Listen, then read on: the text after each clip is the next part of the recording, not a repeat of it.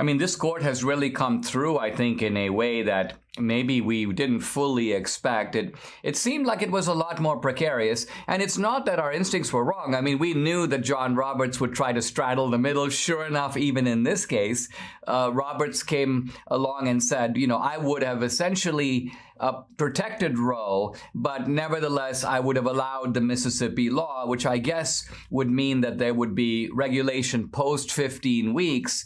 What I think is interesting is that Roberts was not able to persuade a single justice to adopt that middle ground. Why do you think that the court decided, let's just go the whole hog, and Roberts was so unsuccessful? Well, I think Roberts is basically the same as this very small group of Americans too, who are like him. Unfortunately, you know, Roberts is kind of moved to the center, so to speak. He's not really conservative. But I think that most conservative people would actually say this is moderate. Overturning Roe v. Wade is moderate because it just sends it back to the states. It's a huge victory, but again, it means that people can get these 9-month abortions in places like New York and California. So it's not like we're having some kind of radical law here. And I think when the left acts like that, it's clearly just not in tune with what states are actually voting on and what's happening around the country. So I think the fact that Roberts kind of wanted to protect Roe and wanted this maybe middle situation to act as though maybe it's not viability, but let's move it to 15 weeks or something, is something that really nobody agrees with, because the radical left wants no restrictions at all. And the pro-life side, we do want restrictions, and we see that sending it back to the states is really just the first step.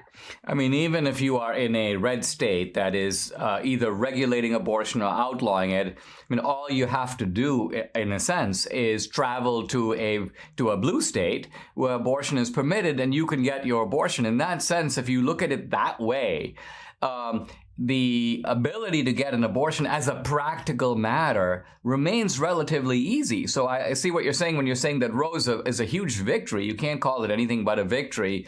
But at the same time, it is scarcely a ban on abortion, even in the red states, because you can simply hop over and get an abortion and come back home.